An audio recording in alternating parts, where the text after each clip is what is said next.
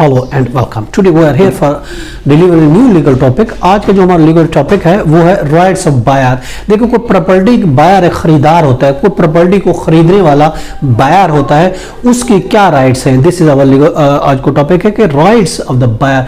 Property को कोई by करता है, प्रॉपर्टी को खरीदता है, तो उसके यानी जो मलकियत हासिल करता है किसी प्रॉपर्टी की, तो उसके क्या राइट्स होते हैं, उसके क्या बेनिफिट्स होते हैं, क्या उस पर इंप्रूवमेंट होती है और क्या उस चीज़ के राइट्स होते हैं। देखिए, जिस प्रॉपर्टी की मलकियत दी जाती है तो वो वैल्यू उसकी बढ़ भी जाती है।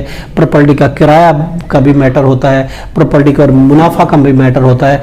अगर ख़रीदार रकम दे देता है तो ऑफ कोर्स वो कब्जे से मना उसको नहीं किया जा सकता, उसको कब्जा दे देना चाहिए। और इसके अलावा कोई अगर क्लेम करता है तो उस सूरत में बायर को इंटरेस्ट मिलेगा ऑफ कोर्स। और इसके अलावा अगर बेचने वाला कब्जा से इनकार कर देता है तो उस सूरत में खरीदार एडवांस रकम जो है वो के लिए कोर्ट में केस फाइल कर सकता है। तो देखिए, खरीदार के लिए इसमें बहुत से वो रूल्स और रेगुलेशन दिए गए हैं कि अगर उसको एडवांस पैसे उसने दे दिए, अगर एडवांस पैसे देने के बाद उसको चाहिए कि वो जो उसकी पूरी अगर पेमेंट कर दी जाती है तो उसका कब्जा जो है वो उसका डिलीवर हो जाता है और फिर उसकी लीगली तौर पर वो बाउंड है कि उस प्रॉपर्टी को वो ट्रांसफर करे जो बायर के नाम। अगर वो नहीं करता तो ऑफ कोर्स वो कोर्ट में केस फाइल कर सकता है। या समतौर सूरत ऐसे भी होता है, कब्जा देने वाले से उसने एडवांस पैसे दिए और कब्जा वो देने से इनकार कर सकता है। अगर कब्जा देने से इनकार करता है तो वो उसकी जो रकम है तो वो अपनी रकम की वसूली के लिए, जो उसने एडवांस में रकम दी थी,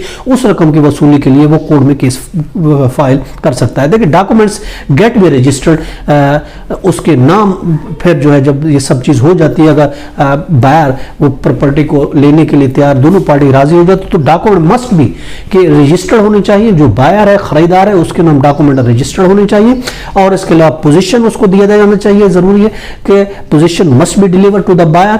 और इसके अलावा property with all furniture, with all fixture, वो मस्ट बी डिलीवर उसको दे देनी चाहिए। और प्रॉपर्टी विदाउट लियन होनी चाहिए, विदाउट डिस्प्यूट होनी चाहिए, बगैर किसी के मॉर्टगेज के होनी चाहिए, यानी किसी भी बार से, किसी भी क्लेम से मुबर्रा वो प्रॉपर्टी होनी चाहिए। और इसके अलावा टाइटल डॉक्यूमेंट्स वो उसको बायर को दे देने चाहिए। वो उसका राइट बनता है कि उसके जो टाइटल डॉक्यूमेंट्स है वो बायर के हैंड ओवर कर देने चाहिए। और इसके अलावा वो उसके बाद वो इंटाइटलमेंट ऑफ द रेंट, अगर प्रॉपर्टी रेंट पे है या रेंट पे देता है तो उस प्रॉपर्टी के जो बेनिफिट है, जो प्रॉपर्टी से मफाद है, वो हासिल करने का उसको पूरा अख्तियार होता है, क्योंकि उसने हर चीज़ पूरी कर ली होती है।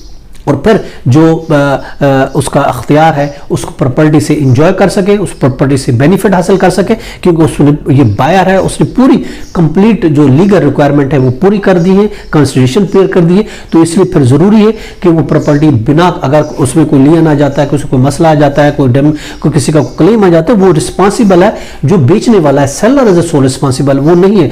और ये इसका राइट है कि उसको बगैर किसी क्लेम के, बगैर किसी मॉर्टगेज के, बगैर किसी कर्जे के, किसी को इंटरेस्ट, ये से फ्री होनी चाहिए प्रॉपर्टी, उसको कब्जा मिलना चाहिए। और इसके अलावा डॉक्यूमेंट उसके नाम होने चाहिए ताकि वो जो है ना उससे बेनिफिट हासिल कर सके। ये तो हमारा आज का टॉपिक कि इसमें अगर देखते हैं कि ये इसके rights section 55 transfer property act 1882 में दिए गए हैं कि अगर बायर प्रॉपर्टी लेता है तो उसके कौन से यही उसके राइट्स हैं कि उसके नाम होने चाहिए और बगैर लियन होनी चाहिए, बगैर किसी क्लेम की प्रॉपर्टी होनी चाहिए, उसको पोजेशन मिलना चाहिए और उसके सारे डॉक्यूमेंट, जो टाइटल डॉक्यूमेंट्स, वो उसके हवाले होने चाहिए। और इसके अलावा वो उससे बेनिफिट कर सके, उससे रेंट वसूल कर सके, उससे मफाद हासिल कर सके। ये तो हमारा आज का टॉपिक। इसके साथ इजाजत। Have a nice day. अल्लाह हाफिज़।